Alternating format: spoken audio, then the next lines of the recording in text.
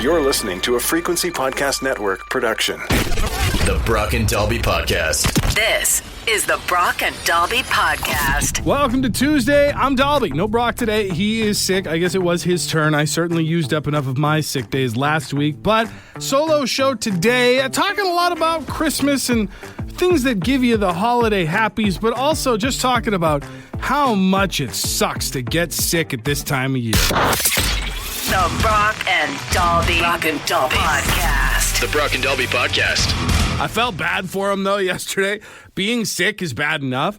Then having to try and, push it to the side so that you can do this show. It's sort of the same as when you hear about athletes talking about, we play hurt. Sometimes when we do this job, you got to play sick. And you got to sound like, hey, we're having a good time, because nobody wants to turn on the radio and hear us come on the show at 5:30 in the morning and be like, hey, I hope you guys are having a good day. I'm not feeling very well today. So we come on and, even if we're having a bad day, or like Brock yesterday, we're sick, you got to come on, you got to have that right energy. And when you're sick and you're tired and you just want to curl up in bed and just hold a blanket over your head, go full goblin mode, full hibernating bear, maybe even curl up in the bathroom, depending on what kind of sick you are.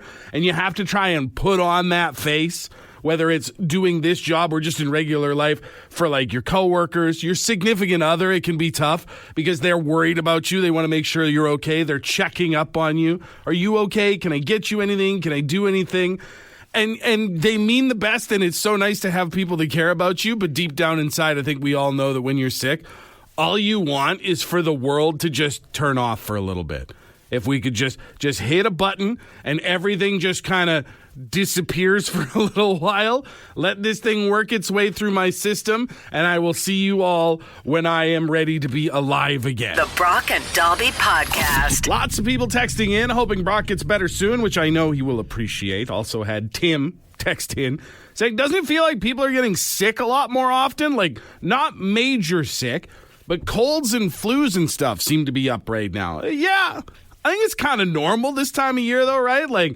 People are all getting together, dinners, parties, work gatherings, school's back in. So if you've got kids, you're just sending them into the germ factory every single day. Not to mention how we all jam ourselves into stores and malls this time of year to blow our savings on gifts. Plus, I will say this, I do think that COVID spoiled us for taking care of ourselves better, which sounds weird to say, but hear me out.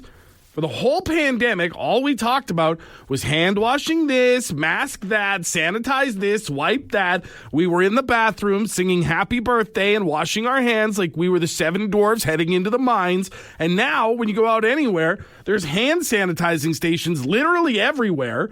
And when's the last time you found one with actual sanitizer in it? All these automatic sanitizer dispensers that every building and every store was so desperate to put up during COVID times. And now you go to put your hand under there because you're like, I touched the doorknob of this mall. You put your hand under there and all you hear is there's no sanitizer anywhere. It's so, we have all these little dried out monuments to when we weren't so gross for a little bit. But if society was wiped out tomorrow, when the aliens came to visit the Earth and try and figure out what happened, they'd think we died from a sanitizer shortage. Maybe if we could get a little sanitizer back in the sanitizer dispensers, we wouldn't all be taking so many sick days at the holidays. The Brock and Dalby Podcast. Saw the new Dwayne Johnson Christmas movie on Amazon last night, Red One. It's the story of Santa Claus getting kidnapped, which if you're going to watch with kids, be prepared for that. I mean, that's the plot. This is not a spoiler. This is what the movie is about. But your kids are going to ask some questions. Santa Claus gets kidnapped, and his chief of security, The Rock, Dwayne The Rock Johnson, has to team up with former Captain America Chris Evans to get him back.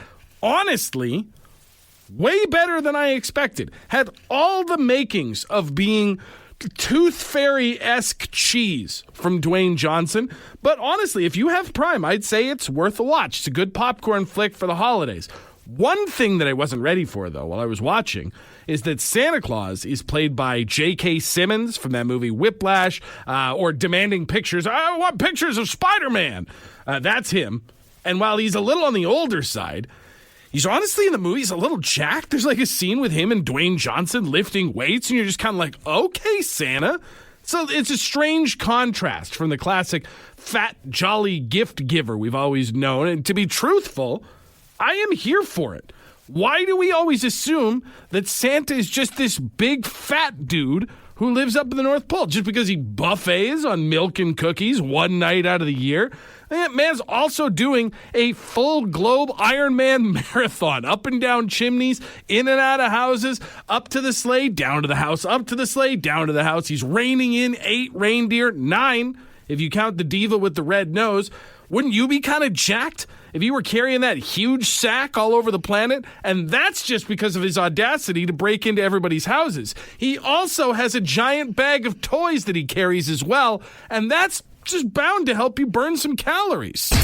This is the Brock and Dalby Podcast.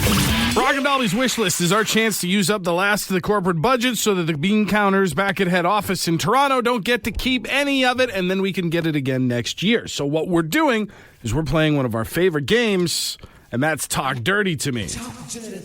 Basically, we spun a wheel. We came up with the prize for today, which, by the way, is a 60-inch or 5-foot fleece blanket shaped and styled like a pepperoni pizza. It's the most ridiculous thing I've ever seen. It also looks incredibly comfortable and comes in its own pizza box for you to be able to store it if you don't want to just like leave it laying around on the couch. Maybe you don't want other people to see that you have a pizza blanket, but you still want to be able to enjoy the comfort of pizza blanket. That's fine. That's what the box is for. But to get it, you got to talk dirty. So today I'm opening it up. I'm giving a few options to our contestants because we have a pizza blanket. So you can either be the pizza or be the blanket, or you're talking to me like I'm the pizza or I'm the blanket. It is up to you. Let's find out how they're going to do. Contestant number 1, Brock and Dalby Show. Who's this? This is Riley. Riley, how you doing today, man?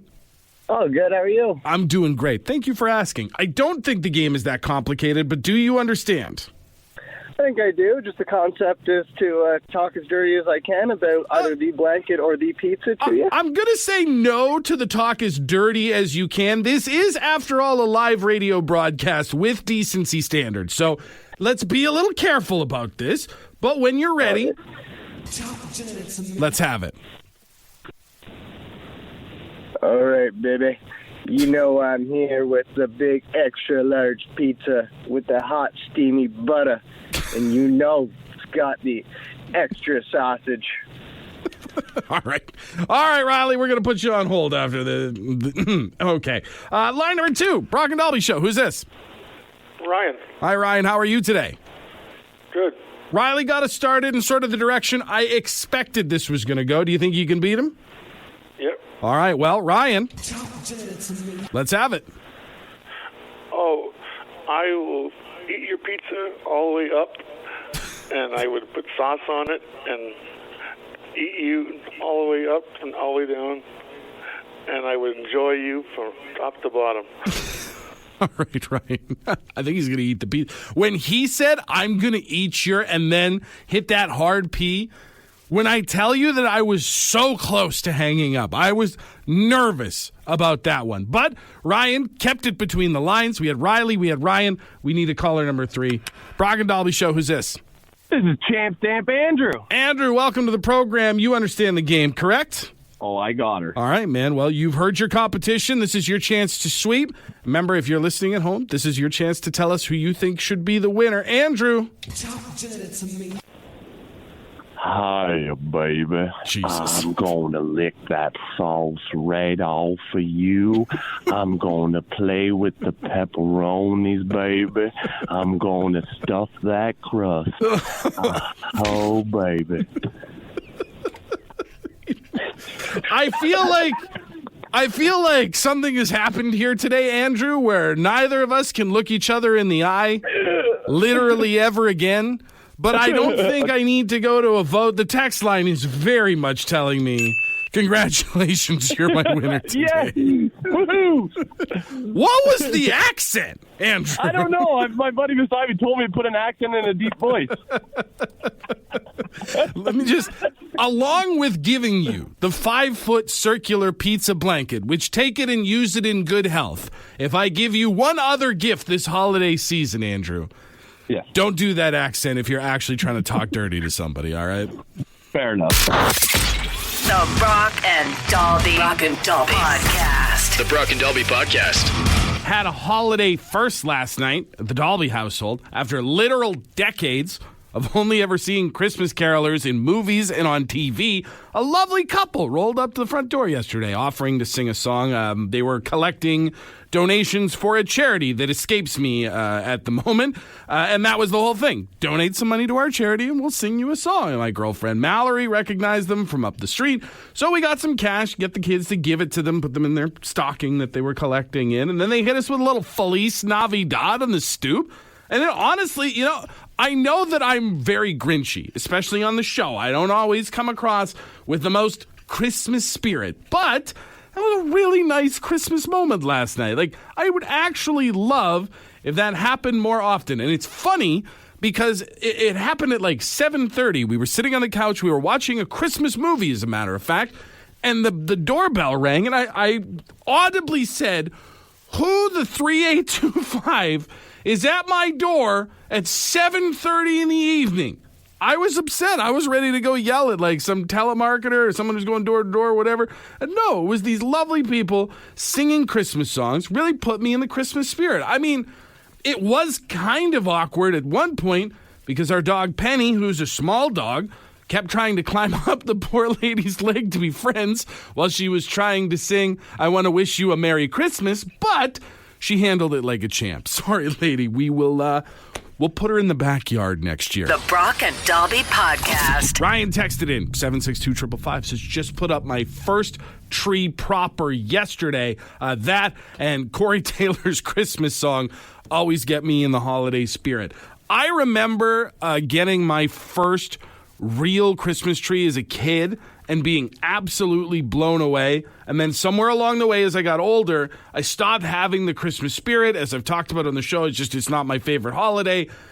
But the first year that I finally splurged and bought an artificial tree, and a big, tall one, and brought it home and surprised my kids with it, and seeing the look on their faces, there is something about a Christmas tree that has a little bit of magic, even if it goes back into a box when the whole holiday thing is over with. Also got this text from Lisa, says, there's just something about hot chocolate that makes it feel like Christmas is going to be all right. Who doesn't enjoy a heated, melted chocolate beverage? I got a text from Alfred, says, I hate to shovel. I hate crunching around walking in it. I hate having cold, wet feet. I hate the snow. But the first time I go down a sledding hill with my kids around Christmas time, that's when I think, maybe it's not so bad. I do love a good sledding run with the kids, especially watching them just go barreling down the hill and hearing that scream that you only do as a kid when you realize that you might kind of be in danger, but you're having a lot of fun. The best sound of the entire season. And finally, let's read this one here from Mike, who says the best part about Christmas happens at about 2 p.m. on December 25th when all the hype is over and I can go back to my normal, regularly scheduled, boring life. I know I was asking for your examples of the holiday happies. I suppose that is as fair an answer as anyone else. But Mike, my man, you may be taking the Grinch thing to a brand new level. And I respect it. The Brock and Dalby Podcast. The Liberal government released their economic statement for fall 2024 yesterday, and there is a lot to unpack there by people who are smarter, more credible, and make more money than I do. And I hope that you do look into it, because it's really important stuff for our country. But one thing that I did see that came out of that announcement was very cool. they're going to put Terry Fox in the $5 bill. Apparently, sometime in 2025, I did not specifically see a date, although it might have been in there. Again, it's a very long document. But Terry Fox will replace Sir Wilfrid Laurier, who is currently on the $5 bill. He's moving to the $50 bill, so I'll be seeing a lot less of him. And then William Lyon Mackenzie King, who's currently on the $50 bill, allegedly, again, I wouldn't know personally, is just getting bumped, I guess. I don't know. He seems like he's getting the cut, but does feel like this is going to be a good thing. Terry Fox, an icon, an absolute icon in this country. And it's interesting that apparently the reasoning behind putting him on the $5 bill. Well, first of all, in 2020, the Bank of Canada did a big consultation saying, who would you like to see on Canadian money? Fox was one of the 8 iconic Canadians who were shortlisted during that consultation 4 years ago. So that obviously is reason enough to want to put him on the bill. But they're also saying that hopefully Terry Fox being on the $5 bill will inspire more Canadians to give a Terry to charity. Basically, that's what he lived for, right? He was raising money for cancer. He was Order of Canada and all that stuff for everything that he did. Now, if you have a Terry Fox in your pocket and someone's coming around doing some fundraising for cancer charities, maybe you'll go here. Take a crisp Terry and run along on me. This is the Brock and Delby Podcast. It's Tuesday, so send us a text and we'll try to reply. Unless it's too weird. 762-555. You know all of your texts are special. Okay, they're not all special, but like this segment doesn't work if you don't text something in. Start with this one from Warren. Says, are you and Brock trying to use up your sick days before the end of the year? I don't actually know if we have a tally. Like, I feel like, we're run by a corporation, so probably somewhere it's marked down how many times we are sick or how many days if it was a problem. But I don't think we have a specific allotment, or at least not that anyone's told us. Trust me, Brock and I both hate it when we're sick and not here. We like our jobs, we like doing the show, and also we're just not very good at not doing anything. As a matter of fact, we have 2 weeks of vacation coming up, and thank God for like visiting family and stuff like that, because if I was just sitting at home for 2 weeks playing Call of Duty, I would lose my mind. So yeah, no, not burning sick days, just it is what it is. Sarah says, can you wish my son Cypress luck? It's his Christmas concert today. Good luck, man. Or gal. I guess I shouldn't assume anything. Christmas concerts, I remember them fondly from when I was a kid. It was a lot of fun. I remember being up on stage at a few Christmas concerts and thinking it was really cool that all these people are like sat here in front of me. And now I'm a parent and I get to go to like 2 or 3 of these things a year, depending on what my kids are involved in. And I hate it. And I feel like I'm not speaking out of turn because I feel like most parents, I love seeing my kids, right? I love seeing my kids up on stage, acting, performing, singing, playing ukulele, all of that stuff. I think it's awesome. But then there's the stuff that is other classes. And then I'm like, I don't care about this. And I feel bad because they're like kindergarten kids sometimes. It's like, it's not their fault, but I have no vested interest in this. And I look around the room for anybody who's judging me right now. I see all the rest of you doing the same thing. Curtis from the East Coast says, if you had to pick a song to listen to for the rest of your life, what would it be? It would have to be something long, right? Like, I feel like if you only get one song for the rest of your life, first of all, you're going to hate it. You're going to be miserable. But to try and extend it, like, you would want something like Freebird, or you would want like American Pie by Don McLean, or some outrageous Tool song that's 46 minutes long, so that you could break it up into chunks so that it would feel like it was different songs as you were listening to it. Because if you pick the one song for the rest of your life, if your favorite song is like 2.5, 3.5 minutes long, you're going to get sick of it way faster. Ashley says, if you could invite any guest to join you as a sub for Brock, who would it be? I know Brock had some guests on for Courtney. I believe Ashley was one of them. Bobby, different friends of the show while I was away last week when I was sick. I would love, and I don't think this would ever happen, but I would love to get Boss Jackie on for a Text Us Tuesday, a Text Us Thursday, because I would be very curious to see what questions you guys would come up with for her And I think she would do a great job of answering them, but I think it would be very interesting to have Boss Jackie on this show. Still one more Texas Thursday left this year, Jackie. If you want to come by, you've got the invitation. And let's wrap up with this one here. It says, do you guys have any resolutions that you plan on using for the new year? Absolutely not. It is not New Year, New Me. The me that exists on December 31st will be the same person it is on January 1st. I try every day to be a little bit better, whether it's losing weight or starting to go back to the gym, eating better, exercising, just being nicer to people. But I do not believe in a magical barrier that happens at midnight on the drunkest night of the year that will suddenly absolve you of being a garbage person. If you suck on the 31st of December, guess what? 2025 you is also going to suck, and you should try and do something about that now instead of being like, well, if I wait until the 1st, then it'll count for real. For more Brock and Dalby, tune in weekday mornings 5:30 to 9. The Brock and Dalby podcast is brought to you by badshop.ca, the Brock and Dalby merch store, with all proceeds going to the Canadian Cancer Society.